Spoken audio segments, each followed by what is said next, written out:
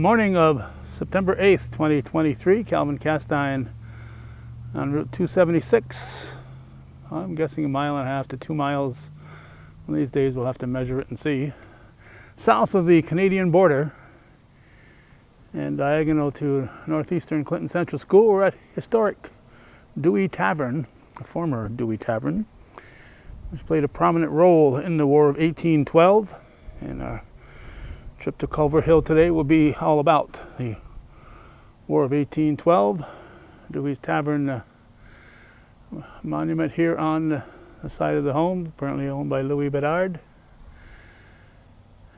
A lot of history available there thanks to the efforts of David Patrick and Celine Paquette and others.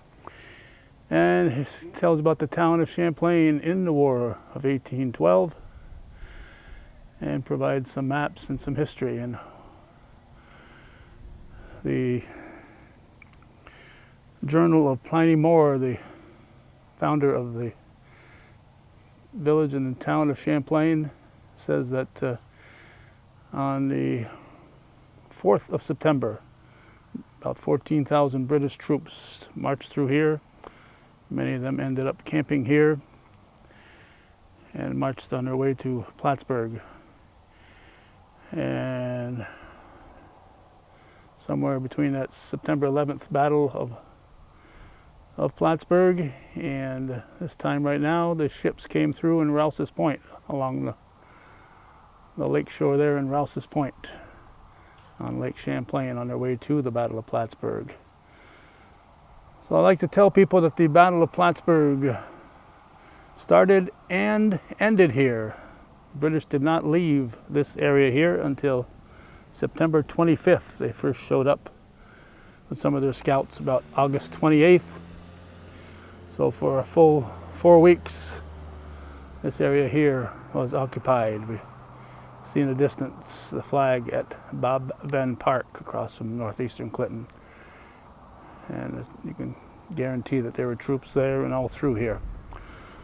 So we're going to head south now and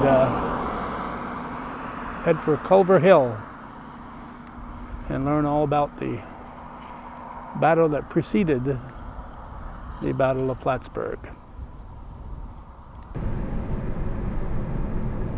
We are now in the village of Chazy, and we're going to go by the Scott home. Judy has the camera, and there is a marker out in front here that explains its significance and what it had to do with the War of 1812. And we're going to keep the camera rolling just till we get up to the stone house up here that was occupied at that time by Julius Caesar Hubble. And the British did impose on his hospitality. And there's a story to be told about when the British came through here on their way to Culver Hill. And that'll conclude it. And that was a rather abrupt ending. We just wanted to say hello through Chazy, but if you want to learn more, the Chazy Historian's Office has plenty of material about that and a whole lot of other subjects. So it's right there next to the Chazy Town office, and you can find out everything you need to know about Chazy's involvement in the War of 1812 and what led to the Battle of Plattsburgh and all that kind of stuff. We are here now at Culver Hill, as we point out every year. For many, many, many years, this monument right here sat by the roadside, buried in the brush. It's kind of buried, and we'll look at some brush over this way, kind of buried in that kind of a situation. So we started covering the first year they started rethinking about the Battle of Plattsburgh was 1997. We talked to Craig Russell, a reenactor, and a few other people, and some historians. And then shortly after that, in 98 and so on, the Battle of Plattsburgh situation started to gain interest and momentum. But we've been covering it since 1997. Gary Van Cor, the town historian here in Beekmantown, has been a big part of what Beekmantown has been able to do. So back when the road was being refurbished through here, I think it was Gary who led the town into talking to the state about possibly relocating that monument. And it ended up being a beautiful site here, and a good portion of this landscaping and paving and stuff was done, in my understanding, by the state of New York. So it is a tribute to the efforts of the town of Beekmantown and the historian's office that this here exists here, and it's available whenever you're driving by. So just feel free here on Route 22 to stop in. We're going to have an introduction to start with Gary Vancore as the Master of Ceremonies, and he'll welcome the town supervisor, Norm Davis. There'll be a flag ceremony, hopefully with the proper 15-star flag from the Battle of Plattsburgh. A bagpipe interlude, special guests. There'll be several politicians and people whose families may have been involved in all this. And then finally with a laying of the wreath and Amazing Grace on the bagpipes by our good friends Jerry Tatro and Dr. Alan Walker. So they'll be here on the bagpipes. We saw Jerry getting suited up when we drove in, and he and Dr. Walker will be providing the bagpipe music as they've done so for so many of these occasions. Good morning. It's Gary Vancore. It's still morning, right? Yes. All right, we're doing a sound check now. Can you hear us on the watering trough? Can you hear us on the watering trough? Okay. Can you hear me by the flagpole? We're good? Oh, there's the All right. bagpipers, Jerry and Al. We're trying to be prepared for everything here. We have a tent in case it rains or in case the sun comes out and it gets to be 90 degrees sitting here. Welcome to Culver Hill. This is the 20th time that we've done a Culver Hill ceremony. And I hope to bring some different information than what we've had in the past, with a little reminder of what happened here anyway. My name is Gary Vancore. I'm the town historian, and I'd like to introduce Terry Sears, who is stepping in for Norm Davis, who could not be here today. Representing the town of Beekmantown. Yes. Good morning. Norm sends his regards and regrets. He has a health crisis, and he had to go to Burlington to see his doctor today. So he asked me to fill in, so we can do that. Welcome to Beekmantown. Everyone is glad to see a great turnout like we got here today. We're pretty proud of this area. Thank you, Gary, very much for what he's done here. Without Gary doing all he's done for us, we probably wouldn't even be standing here right now. That's true. He's done a hell of a job. I'd also like to shout out to one of our residents in the town of Beekmantown, Bill Van Stockham. Bill, and I don't know if people know this, but Bill and his son Kenneth, back in 1996, they were diving in Lake Champlain in Plattsburgh Bay, and they came upon a big, huge anchor they found in the bottom of the lake. And 2 years later, they got Frank Papps and the Juniper to bring it up out of the lake. They did some investigating, and they discovered that it would belong to the British Navy flagship Confiance, and they had a lot of wrangling to do to get that away from, I think, the British and I think the state of New York. But it now sits at City Hall in Plattsburgh, and we're real proud of that fact. And Bill's one of our residents. Matter of fact, he was our town business associate. And, he was our accountant at the town. He just retired last year, so God bless him, and we wish him well. Other than that, I'm going to turn it over to Gary again. Thank you all for coming, and you have a great day. We were proud to be there on the Juniper when they took that anchor out for the last time. Thanks, in Jerry. 98. First thing we would like to do today is the flag ceremony. So the flagpole is down there in case you didn't see. And we have with us members of Troop 46 of the Boy Scouts of America. Paul Sand is the Scoutmaster. Did I say it right? No.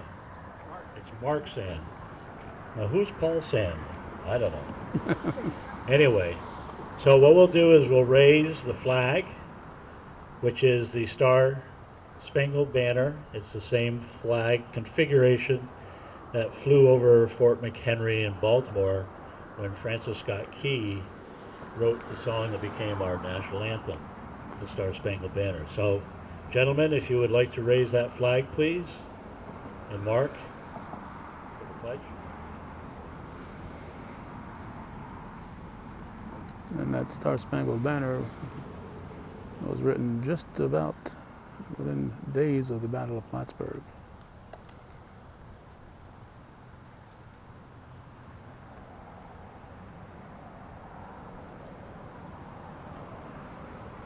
Not sure if they're still using the same flag, but the flag they had been using was donated by Woodman Life for Chapter 462.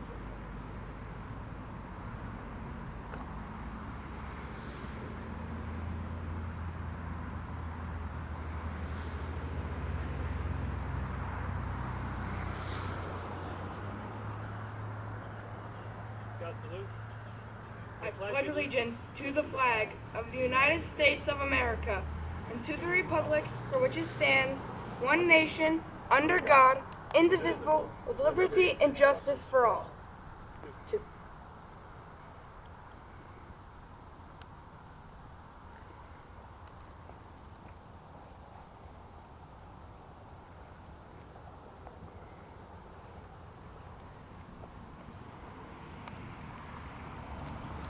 The bagpipers will now play a tune called The Salute to the Royal Fendersmith.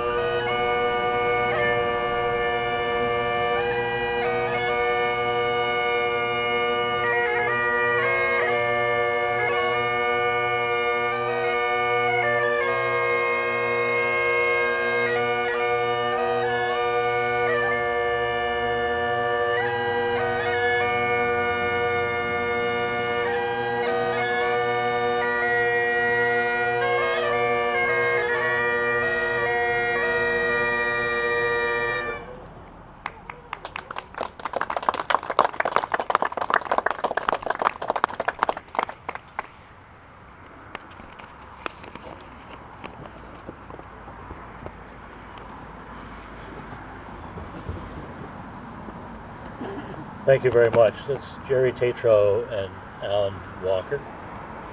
And they have been doing this, I think, all 20 times that we've done the ceremony. At least Jerry has.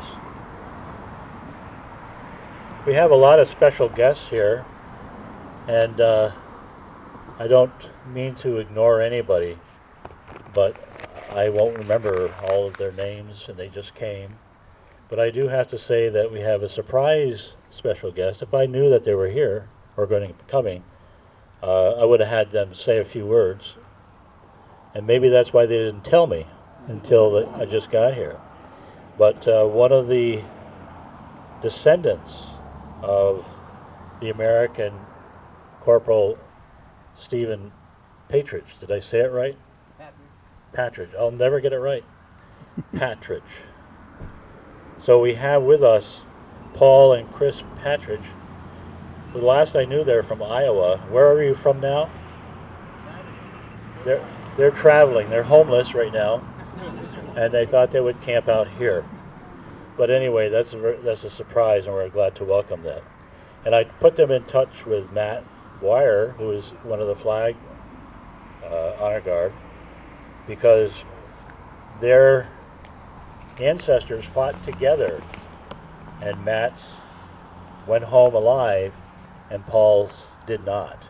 But they're both buried in Wilmington, just a few stones away from each other. So it's it's a small world, isn't it? How these things happen.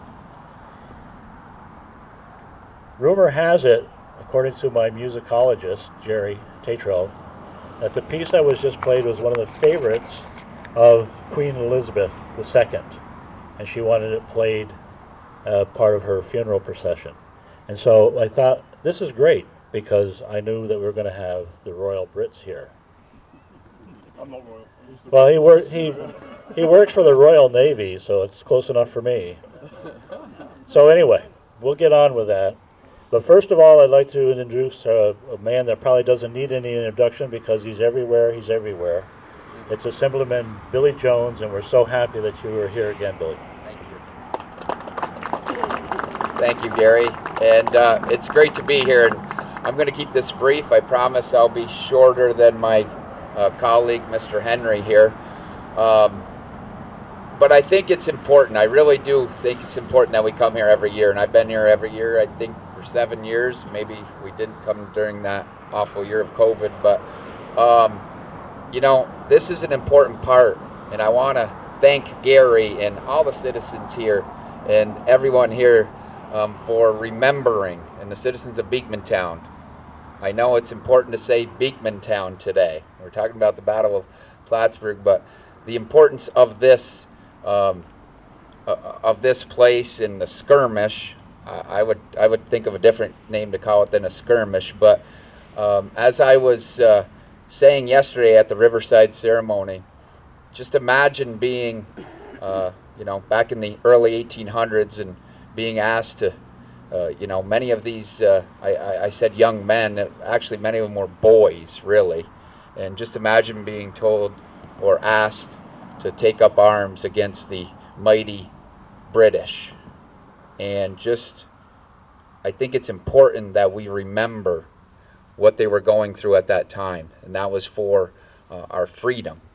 And to have those, and Gary will go on telling the story, I'm sure, but to have those boys really defend and come here and do what they did for our nation, it really says a lot. And I just always want to remember. I think we should just take a few minutes and remember what they were going through at the time. So I really want to thank everyone for gathering here every year and remembering what they did for our nation. We are a nation because of them to this day. They did not have a small part. They had a large part in that. And it's always important to remember. Thank you, everyone.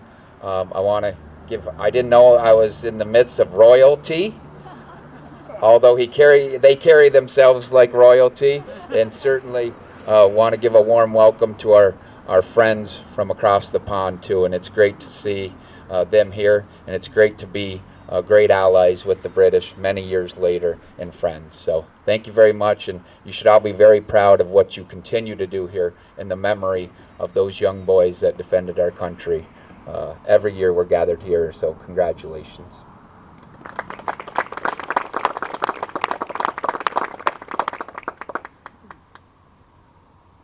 Thank you, Billy. It's hard to make fun of Billy when he says such nice things. You'll get over it. So we'll turn it over to Mark.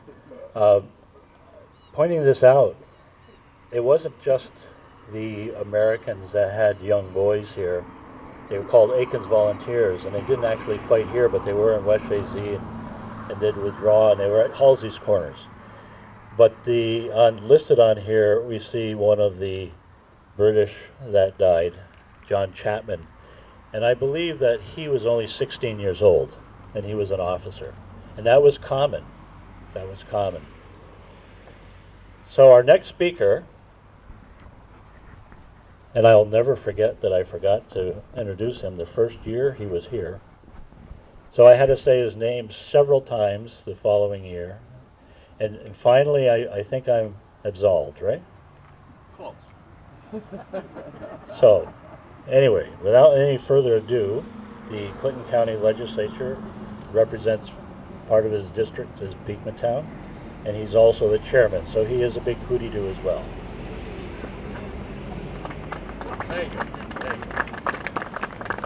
I am not as big as you think, especially at home. It is always nice to be here. I don't know, I think I've been here 6 or 7 years now. I'm always happy to come here. This is one of my favorite events. I'm always pleased to have the honor of representing the Clinton County Legislature at things like this. We have 2 legislators with us here. I think only Dave Pizzaio, Legislator Pizzaio, is hiding over here. And of course, always everywhere, talk about being everywhere, is Calvin, who represents the Area 1 up in Champlain. I want to thank all of you that came here today to put this on and continue to do that year after year after year. Gary, of course, the town of Beekmantown keeps this memorial going. And it's an important event, not only to us who are here locally. It's an important event if you look at it on the world stage. Some of you that may have been taking notes of my remarks last year will remember that we spoke a little bit about the individuals that were at this battle. But I think it's important too to remember the world stage that this was played on. From about 1812, don't hold me to these dates, please, because Gary's coming up next and I know what's going to happen. From about 1812 to 1814, the British were much more involved in defeating Napoleon. This was just a little bit of a sideshow for them at the time for a couple of years. And then, of course, in 1814, they defeated Napoleon and were able to concentrate their troops, their veteran troops, their well-led troops, I would argue at the time the best troops in the world. They were able to concentrate that and come here in force. There had been battles all around us on Lake Erie, on Lake Ontario, St. Lawrence River. That was going on all the time around here. And then in August, I believe it was, the British got their troops here. They invaded Washington, D.C. They burned the Capitol, almost every government building down there they burned. And then they moved up to Fort McHenry in Baltimore that Gary had talked about earlier. And they were there. In the meantime, of course, they marched down through here to the Battle of Plattsburgh. And we all know how important that battle was. The world is beginning to learn over the last few years how important that battle was. I don't know, obviously, but I would like to think that, as Gary mentioned, Francis Scott Key wrote the Star-Spangled Banner at Fort McHenry about a week after this battle that took place, this skirmish that took place here, this battle that took place here, and the Battle of Plattsburgh. I would like to think that they knew about that. And there's a couple of similarities, I think. Again, the whole country was watching how the Battle of Plattsburgh went. They recognized the importance of that and how we needed to win here to stop them.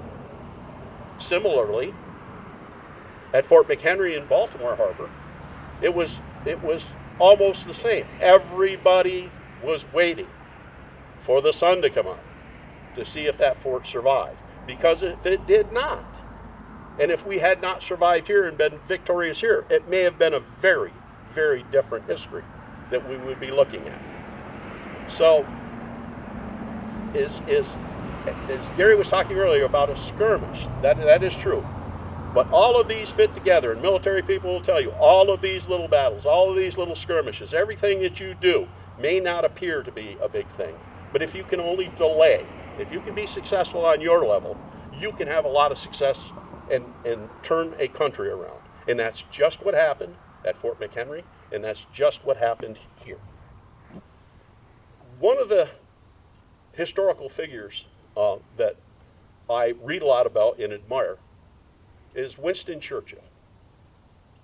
And it is alleged, it depends who you read, but it is alleged that Winston Churchill said, "America will always do the right thing after they have tried all the alternatives." And I think there's some truth to that.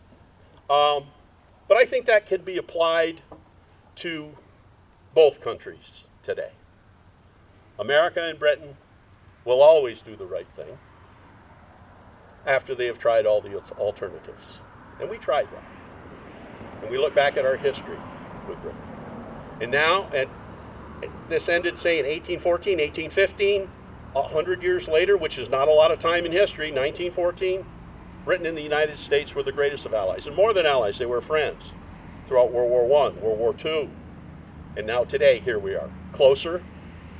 Those close ties are represented by our military alliances, by our political alliances, by our trade alliances, by our shared history going back hundreds of years.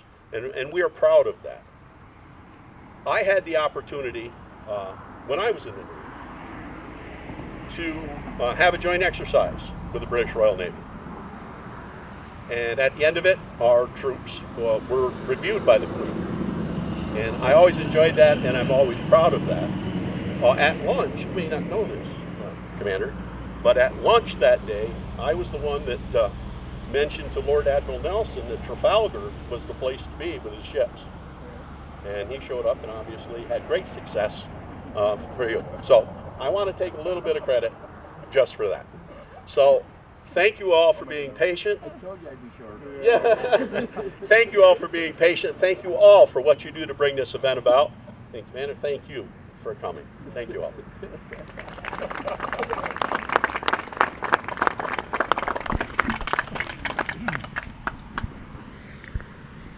That was very good. A lot of people don't know I taught social studies for over 30 years, and I always have my red pen with me, just in case.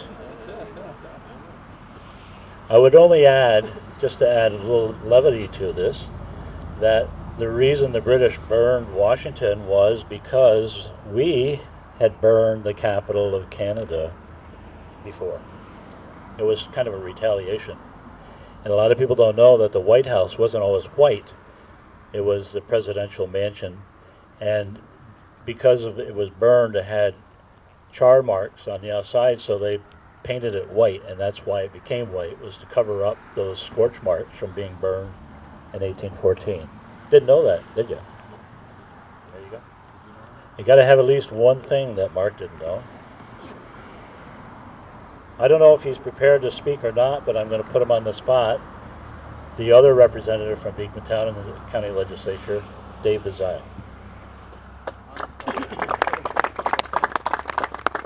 First off, right down the center of the road divides both Mr. Henry's area and mine, so we share this town pretty evenly. Right down the middle. Yeah, okay.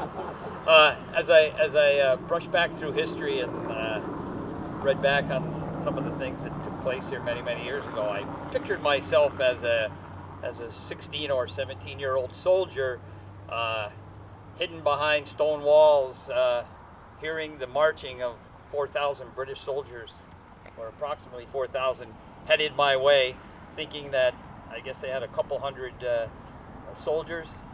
Just what I think about. And that in itself is just a huge undertaking for such young boys at 16 and 17 years old. The other thing I think, I'm a first-time attendee to this, but I think it's extremely honorable that we honor the brave soldiers on both sides here, British and the American soldiers. So I'm not going to go into deep length. We got a little comedy show earlier from Mr. Henry. So at that, I thank everyone for coming, and I'm just taking in this as a pretty awesome day. Thanks.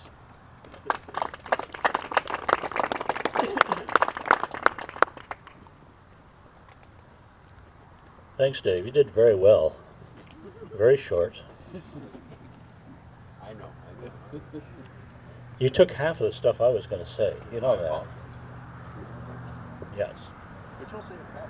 As I was at Riverside Cemetery yesterday doing part of the ceremony, it was very impressive. They have all the grave sites of the officers from both sides that are buried there side by side. That's one of the things that was a tradition that started with McDonough to treat the British soldiers and sailors equally with the American. It was a tradition that started and ended with the war. It continued after that. And it's with great privilege and honor that we have today, and it is the closest I've ever been to royalty. You're in a Royal Marine and Royal Navy. We have Lieutenant Commander Douglas Laird and his lovely wife Lorna, and he's agreed to say a few words, and we've been trying to be really nice to him so that he's really nice back. Lieutenant Cannon.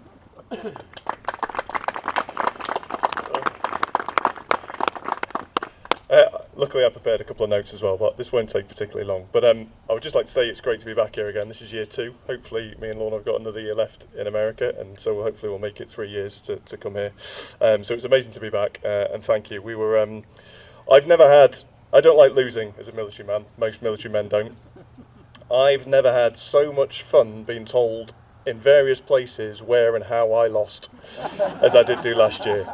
I'm like, brilliant, yeah, you lost over there. I was like, yeah, good, you lost over there, you lost over here. You had a bit of a skirmish over here. I was like, yeah, good, but ultimately you were lost. And I'm like, yeah, brilliant, yeah. I get the message, we lost.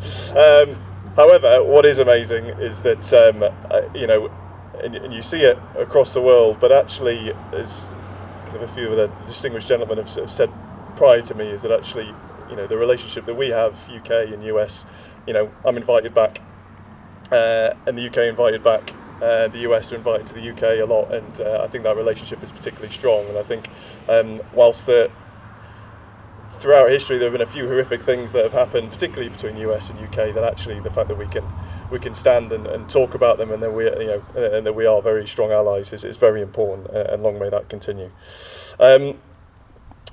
And also, we're kind of here for the Battle of Plattsburgh, but as has kind of already been mentioned, the skirmish here at Beekmantown, although we would probably call it asymmetric warfare as opposed to a skirmish now, because an asymmetric warfare was kind of, to define it as something that's not particularly expected. Big armies, big navies, big air forces. There's a way that you tend to fight, and people have a rough idea of how that would work. The people, the US at Beekmantown here, had to ultimately try and stop an advancing British force by whatever means necessary, and Major Wool hiding behind the walls, and then coming out to ambush. Kind of guerrilla warfare, asymmetric warfare, whatever you want to call it. That is, that turns the tide, and places like this are very special because, whilst you may not think, you think of the Battle of Plattsburgh, it's in Plattsburgh itself, and the battle at sea as well. But actually here, these have little skirmishes like this have a major effect, not only on from the US, who ultimately think that they got away with one and had a decent result, but also from a British perspective, the effect of little attacks, little skirmishes like this has a huge effect on morale. And when you get further down the line, properly into the meat grinder, that when you get to Plattsburgh, that actually that effect in the mind was already kind of planted a seed, and it's very important to remember small battles like this, because they do have a big effect, and that shouldn't be forgotten. So as ever, it's always a pleasure to be here.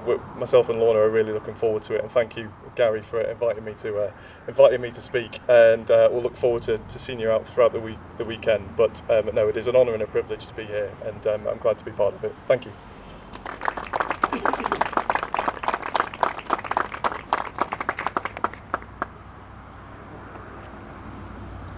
Thank you, and I forgive you for not showing up to go skiing. Not that I would ski. I reminisce about skiing, but I don't do it anymore. Year after year, we come and we talk about what happened here, and it's interesting that you would say, what's the difference between a battle and a skirmish? It's one man's brook is another man's stream. You hate to call it a big battle, but it was significant for what happened, and it did have an impact. So, to be polite, we say it was a skirmish, but when we're being a little bit bragging about it, we call it a battle. But we lost, for what it's worth. We lost here. And we lost up there and we lost down there. Because you were talking about, as was said before, this was really the best army that was in the world. They had defeated Napoleon's troops. The British government decided that they didn't want to disband them because they were afraid Napoleon would come back from his exile. They were correct. And they said, okay, let's go over and clean up this little mess that we have in the Americans. Let's settle this once and for all, because I don't think the British really accepted the fact that the country still survived without them. And it was questionable many times over, if you know your American history. It was not a given. So they thought they'd at least get a chunk of the land and add it to Canada. And so I thought, how do we know this stuff? Why is this here? Why are we here? It's because along the line, somebody took the trouble to teach us about it, or give us information about it, or try to implore that we should know about it. And so I thought, for a different twist, after 20 times of coming up and talking about the skirmish, you want to know about the skirmish? It's on your program. It's on the flip side. There's a very brief and fairly accurate rendition of what happened here. If you look at the front of the cover, that is the monument. That was from an old photo that was taken when the monument was erected in the late 1800s. And it's these little tidbits that have been left that we can follow. The War of 1812 is often referred to as the Forgotten War. And it's forgotten probably by the Brits because they defeated Napoleon. And by the way, one of the sailors that was here in Plattsburgh Bay and was defeated was also at Trafalgar and referred to the conflict compared to Plattsburgh. He said Trafalgar was but a flea bite compared to what happened here. It was wickedly fierce, and it did make a huge difference. So the Brits weren't too excited that they lost. The generals that came with the army were really, really upset about it. There was a lot of finger pointing that went on. Potential court-martials, they would like to have forgotten about it. And besides that, they had bigger fish to fry. Napoleon did come back, and you probably heard of a place called Waterloo. Well, the soldiers that were here went back and actually encountered Napoleon one more time in Waterloo. They were the very best the Brits had to offer. The American side, the first couple of years, as was mentioned, was an embarrassment. It was a fiasco. I mean, you couldn't write this stuff and make a comedy any better. Unfortunately, involved lies and property and upsetting families. And so that first part of the war was really not our best showing. By the time 1814 rolled around, you had some new young blood that had risen through the ranks. Guys like McComb and McDonough. They were pretty sharp, and they were also in their 30s. They were pretty young. So what ended up starting out as a fiasco ended up as a real hard-earned victory. But then the Americans kind of forgot about it because nothing really changed. But that's significant because if it had turned the other way, there would have been major differences in the structure of our country. Strategically, we would have been totally different. So we forgot about it. The British, the Americans, Probably the Native Americans lost the most, and that would be another whole story. So it was, on September 11th, one of the most important battles. September 6th, as mentioned before, was the bloodiest day for the British Army. But they never really engaged heavily again after they got into Plattsburgh. They started to, but they were called off because the battle on the lake was determined and they were said, go back. Overall, there were hundreds of casualties and deaths by the end of this invasion. And lest we forget, that included the conflicts on the road here in Beekmantown, here in Route 22 was Route 9 was the other major road. The two big prongs going into Plattsburgh. And yes, they started in Champlain and Rouse's Point. And we are here to honor, to recognize the sacrifices of both sides, because both sides thought they were right. And then by 1819, the officers that were buried in various gardens around the area, the British in particular, were reinterred in Riverside, and more were reinterred in Crab Island, the enlisted men. By 1818, that's only 4 years after the battle, a fellow by the name of H.K. Averill, Sr., was afraid that people were already forgetting about what happened here. And he started writing in his journal, and part so that people did not forget. Now, he was a member of Aiken's Volunteers. They were a bunch of school kids that went to the Plattsburgh Academy, and they wanted to protect their land. They were really, really good marksmen. They would be out shooting squirrels. It's easy to hit a red-coated with a big tall hat guy when you usually pick off squirrels for dinner.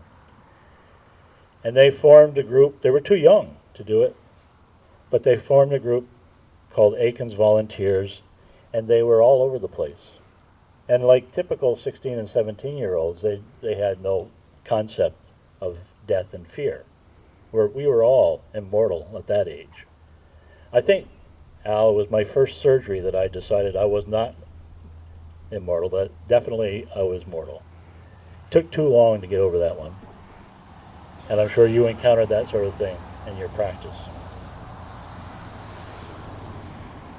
Aiken's Volunteers tell us that it was raining terribly. Averill told us it was terribly, one of the downpours that we've had for days, on the 5th of September. And they marched up to West Jay-Z. He talks about how they already had militia there, and they didn't even have a place to sleep, so they were climbing over the militia in a barn up there to find shelter from the storm. And also they talk about how, in this journal, how they had set up ready with an ambush, and they thought they could get rid of a lot of the British that way, which was the tactic used during the Revolutionary War at the beginning of that. But they were told to fall back, and John Wool had 250 regulars, and they had 500 militia up there where the creek runs. Most of that militia decided that there were better things to do because the British were not going to stop, and they had crops to deal with and families to take care of, and they thought better of this, and they took off. But these young boys, they were ready for a fight. You know, rah rah, shish kumbah. And they ended up going over to what is now Route 9, and there were altercations over there where Squamoshan Creek is now. It was called Dead Creek at the time. And then they fell back, and they ended up back at Halsey's Corners, and they fought there. And then as a retreat went back through Plattsburgh, they took position on the other side of the river, about where the Champlain Monument is, and McDonough Monument, right in that area. They withdrew. They tore up the boards, and they fought shooting across the river. Keith Herculow, by the way, was given that journal by the family of the Averils, and he edited it. That's to our advantage to have that information. 1843, in Riverside, they had their gravestones were dedicated, and we talked about this before, and it's over there on one of the interpretive panels. But the former enemy, John Wool, who was responsible for the death of James Willington, the British officer, who is interred there. And John Wool was there as now a general and not a major, and he spoke very highly, and he carried on that tradition of honor for the fallen and buried. In the late 1869, if you look in your program, you'll see down at the bottom, it was the Benson J. Lossing pictorial field book from the War of 1812, and they revisited, and they didn't have a camera, but what he did is it had sketches, and so the sketch you see there is a house that still sits back there. It was more recently owned by Doc Palmer before they moved down here, And that was the Ira Howe place. And that barn was used as a hospital. And there's a sketch of what it looked like in 1869. And if you stand north and you look, you'll see some of that stone exterior that was the whole house at the time. Late 1800s, Dr. David Kellogg, who was the old-time doctor who would go and visit the houses in his buggy, and he decided to have a journal and keep track of the people and what the stories they had to tell. And he also was afraid that people were forgetting about the Battle of Plattsburgh. And he interviewed a lot of people, all of which are down at the special collections in Plattsburgh State Library. And they recalled what it was like. Now, they were young at the time. Nathaniel Culver, who lives across the street, is Bill Crosby's house now. Bill and his wife salvaged that from destruction years later. And also the Dominies, who lived up in what is Larry Gagno's house now, up above. And we have several members of the Gagno family here. Not the Gagno family, sorry, the Domini family. And Henry Domini talked about what it was like to have this British Army march by. And also before that, as they had their sentries posted and the little spy versus spy stuff that was always going on, trying to out-trick the other. David Kellogg also initiated the Plattsburgh Institute, and one of their main goals was to remember what happened here in 1814. And they started with this monument in 1894. And it's over there talking about the monument for more detail. But there were 500 people who attended. And can you imagine that? 500 people here. But it was right on the roadside. The carriages lined up from here all the way to Plattsburgh. So we know now, because of the accounts of these families, what happened as they remembered it when they were 7 and 8 years old. Later on, the monument, the McDonough Monument downtown, and the Crab Island Monument were put up. And you'll notice there's a similarity. They knew what the style was going to be, and so they had all of them in this shape. Take this and make it several stories, and it's the McDonough Monument.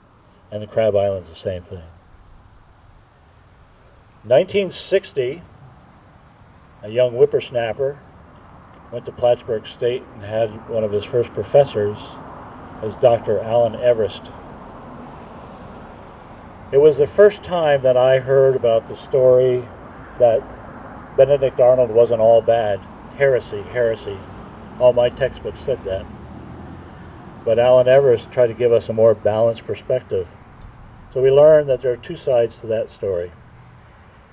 And Allen Everest had done a series of articles about the War of 1812 in the Champlain Valley.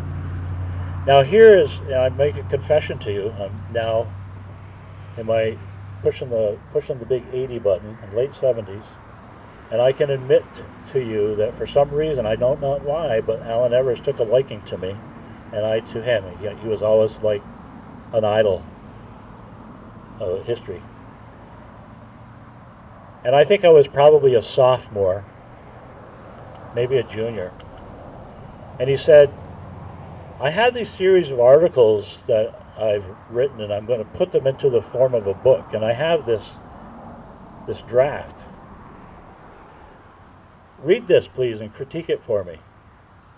I was much more interested in pinochle and hearts and playing cards until the wee hours of the morning. And I never did get around to it. And finally he needed that back. And he said, so what did you think? And I gave the old standard, and he knew exactly what was going on. It was really interesting, I said.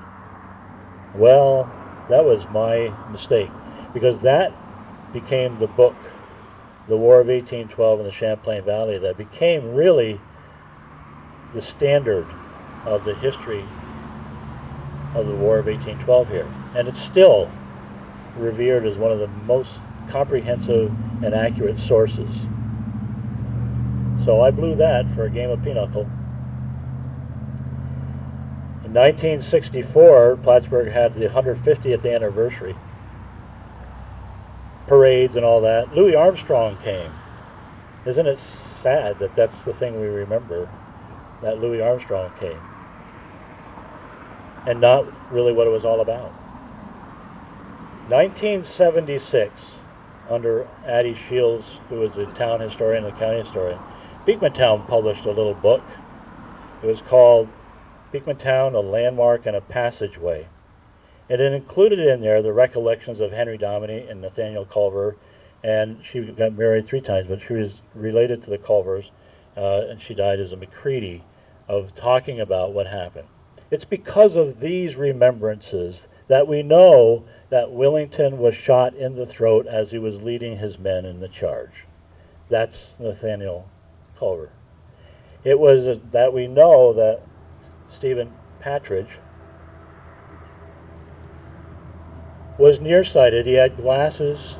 He stood up the wrong time and was, as Nathaniel Culver said, riddled through and through. And it was because of these remembrances that we know that the family of Stephen Patridge came and got his body and brought it to Jay, at that time is now Wilmington, and buried. These are little tidbits. The Dominy family, Henry Dominy, accounts of how the soldiers kept marching and marching and marching. Hours and hours went by. They were still marching by their house. Those kinds of things. In 1998, Kit and Sally Booth decided that they needed to do something special for the 200th anniversary of the War of 1812 and the Battle of Plattsburgh. Kit could remember, because Kit's in his 90s, you know, he doesn't look or act it, but he's in his 90s. He could remember taking part in the 65 ceremony, 64 ceremony, I should say. So they decided they started the Battle of Plattsburgh Commemoration Committee. It was affiliated with the new formation of the Battle of Plattsburgh Association, which was not the same thing. But that's where the War of 1812 Museum came from, and along with the city and the Kent Lord House. And this year is the 25th anniversary of the formation of that committee. It seems impossible, because as several of you know, I was deeply involved with that, and Kit and I co-chaired. And when 2014 rolled around, we had over 17 days of activities going on, concerts and reenactments and huge, huge things. In 2001, a fellow by the name of Colonel David Fitzenz, who was a retired Army, took interest in this, and he did all kinds of research locally and went to England and such. He wrote The Final Invasion. This is sometimes controversial because, you know, if you take any amount of history, you can always find something that you can disagree with. It's easy. But what I really liked about Fitzenz's book is that he included primary sources, such as the papers of John Wool, who described what happened here, and the dispatches that went back and forth between Macomb, and you had that stuff in there. And that's it. You know, this is about as close as you can get to a proper recollection. In 2003, we could see what was going to happen. This monument was perched on the edge of that rock ledge on there. The ledge dropped right down to the shoulder of the road. There was literally not 3 inches from the edge of the highway to going up this little escarpment. And it was almost totally shrouded by brush. You couldn't see it unless you knew it was there. And we wouldn't have known it was there if it wasn't for Bill Crosby, who every year would have mowed a swath up to that monument. The Carters came here looking for the place where her ancestor, Lieutenant Colonel James Willington, died. And they found the exhibit down in City Hall, and they said, oh yeah, it's right up on Route 22. They drove by it 3 times trying to find it, and they couldn't see it. And with the 2014 bicentennial and recognizing the various places along the line, it didn't all happen just in the Plattsburgh Bay, you know. They didn't drop them in by helicopter. They marched a long way, and every one of the communities along the way have stories to tell. And we decided, okay, this could be dangerous if people want to stop and see that monument and there's no place to park. Well, there is a place to park. There's a place right up there in their driveway. There's a place right down there in their yard. And this is what would happen, you know, tourist. History buffs will stop at nothing to see the spot. And so I just formed a committee. The committee consisted of the neighbors to talk about this and to see if a solution could be made.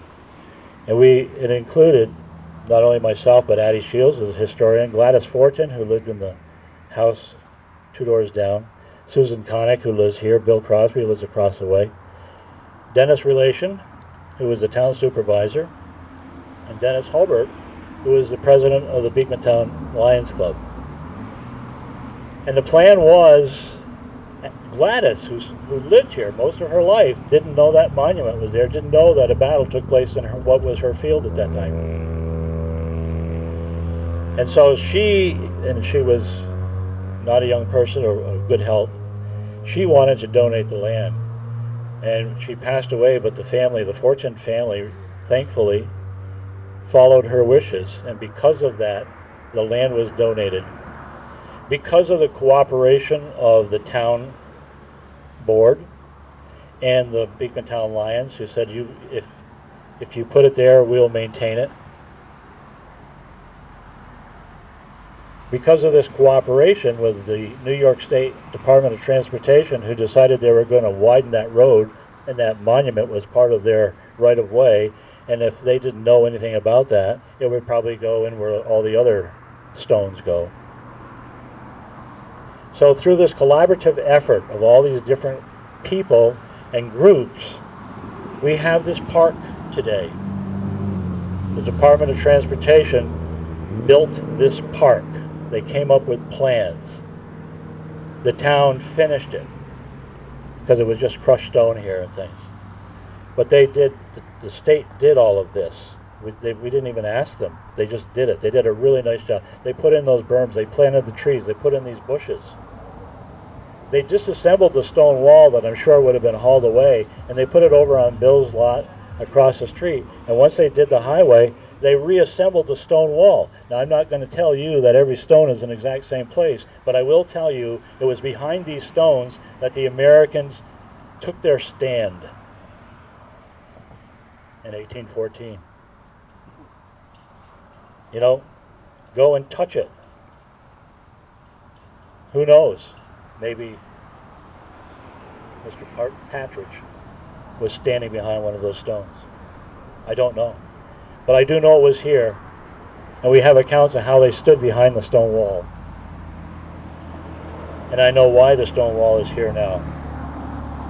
2008 was the first time we had a ceremony here. It wasn't finished yet, but we had the ceremony. It was good enough. Because before we were right over there in Connick's yard. That's where the first ceremonies were held. Now, 2002 is when Joe and Roy Carter came. They really became involved. They went way above just trying to find out about Wellington. They did research about the whole battle.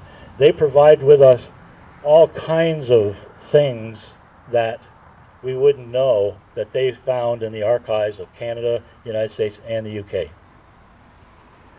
For example, we know from the recollections that the people that were here were really nervous about being attacked by Indians.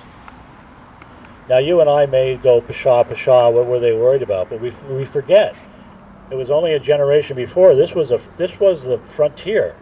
And there were raids, and they did include Native Americans.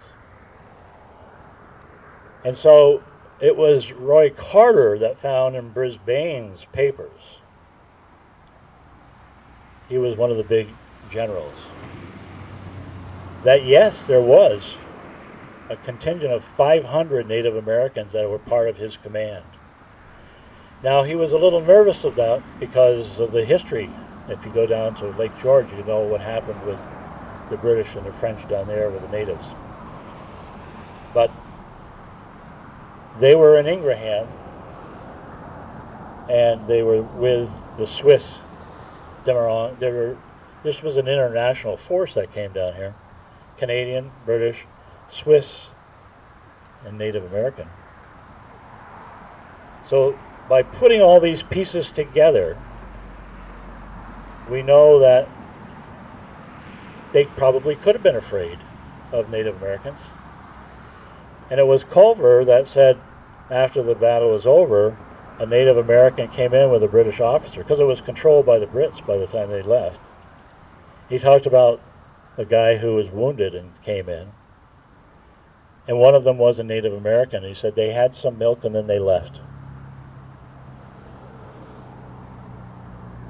But can you imagine how scary that was for a 7-year-old to be in a basement across the street and having this go on around him? And knowing that your whole life could be gone? 7 years old. I think of that when I have my grandkids, and when they were 7 years old, they're 10 now. How they must have been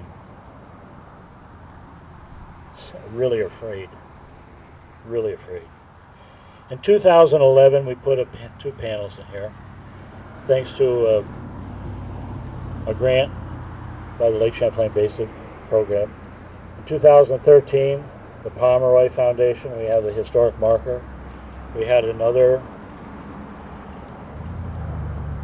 two panels. The original panels, one was here and one was at their first encounter up the street.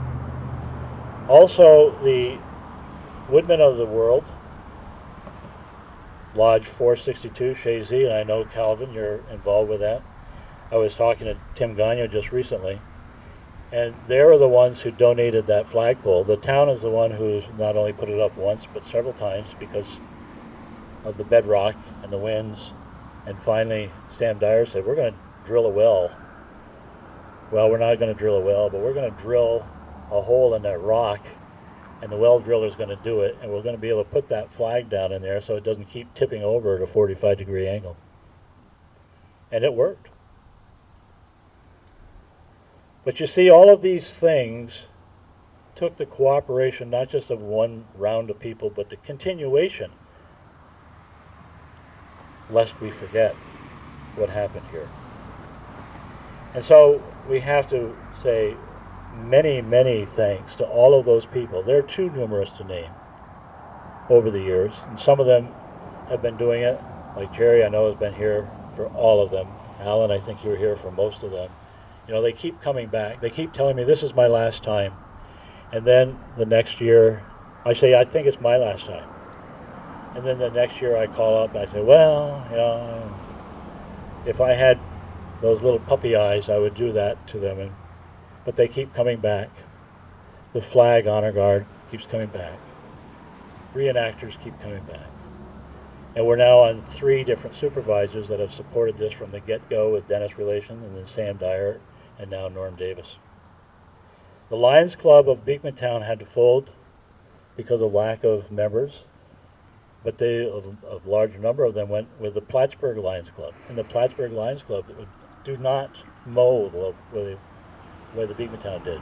Rich Bois back there can tell you about this. We did it with a push mower. It took me 4.5 hours one time. And I said, this is crazy.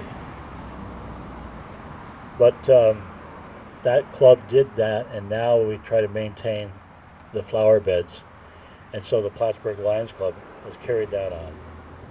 The honor guards, the reenactors, all of them. And I have to recognize my wife, Billy, who not only has been here every single time, but also pressed into service, handing out programs or whatever, and also has to put up with me for the better part of a month as I get ready for it and get all the details in place and all the phone calls made, because that's time that I'm not doing other things. And so I have to thank her for that support. And finally, and this is a very special affair, and remember, we say, lest we forget, If it wasn't for a fellow by the name of Rich Kalma, we wouldn't have the flagpole, because the woodmen of the world wouldn't have known about donating it. And Rich Kalma is the one who saw through that we got that flagpole. He did all the work behind the scenes. For years, Rich would be here as part of the color guard, honor guard, raising the flag. We used to come at other times, Memorial Day, Flag Day, because Rich would drive by it every day, and he said, every time I look at that flag, I'd love it. And I tried to take it down during the winter because they do nothing but shred. And Rich said, you got to put it up. But it's winter, it's just going to shred. Yeah, but you can just put up a regular one, because the stars and stripes, those are expensive. They charge you double or triple the amount for a regular flag. And I said, I got a limited budget, Rich, blah, blah, blah, blah, blah. Yeah, well, put up a regular one. I'll get you one. And he did. Well, I can't keep going back to that every time, so, I squeeze it into the budget. But Rich was here 2 years ago, raising the flag, and he had lost some weight. And I first met Rich probably about 1999, and he was a docent for the Allen Everest Interpretive Center at City Hall. That's where it started. Eventually it shifted out to the base, which is now the War of 1812. And Rich was really involved with it. If you wanted to start a half-an-hour conversation, one-sided, all you had to do is mention something about the military here, and Rich would tell you all about it. Yeah, did you know? And he always did it with a grin. He always had a smile. And anybody who knew Rich knew that he was a great conversationalist. He also was part of the Air Civil Patrol, so there are a lot of youngsters that came up, including, I just found out yesterday, Matt Wire, who's standing over there. And then he got really involved with the new Plattsburgh Air Force Base Museum. He was very active with that. And so when I last talked to Rich, he was really, really ill. And I didn't know exactly how ill. But he didn't come last year. And I knew if he didn't come, then he was really bad off. And he passed away a few days after the ceremony. And I kind of said to myself, you got to do something to remember Rich Kalma and all he did for so many people, lest we forget. And so we dedicate that flagpole today, and it says on there, in memory of Rich Kalma, and it gives his birth and his death date, who initiated getting this flagpole from the woodmen of the world. And I talked to Tim Gagnon to see if he could be here, and he's at a conference in Buffalo, and he said, I would be there if I wasn't so far away. So Tim is here in spirit. And his sister, who was here for the dedication of that flagpole initially, she also passed away. So we have a lot of us who won't be here probably in 10 years. And we hope that some of you younger folks, and anybody under 70 is young to me now, all you younger folks, you can carry this torch, and we really appreciate 1814 commemoration, because they're doing that after Kit and I decided, okay, we're done, time to pass the torch. But here we are, we're still involved, at least in part, and let us always remember that flag and that flagpole and Rich Kalma. We'd like to now lay wreaths in honor of the people who dedicated themselves, sacrificed, some of them their lives, others their being. And we have two different wreaths. We have Russell Dominy, who is the older generation now, and I don't know if it's Esther or your son Rick going to help. They have the wreath representing the United States, and Lieutenant Commander Laird has the British military honor wreath. So if you could place those, and then of course you know these things, you have to turn around and face the cameras because this is a photo op and we don't want it to pass away, it'll be in our records.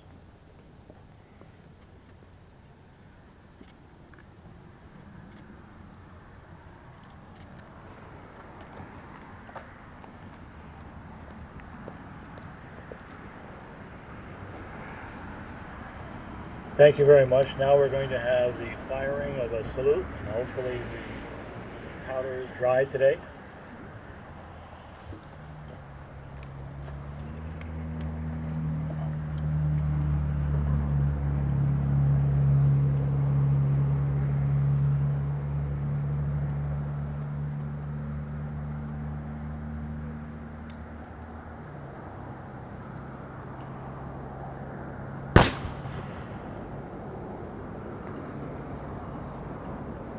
Thank you very much. That's P.J. Miller, and now the bagpipers with Amazing Grace.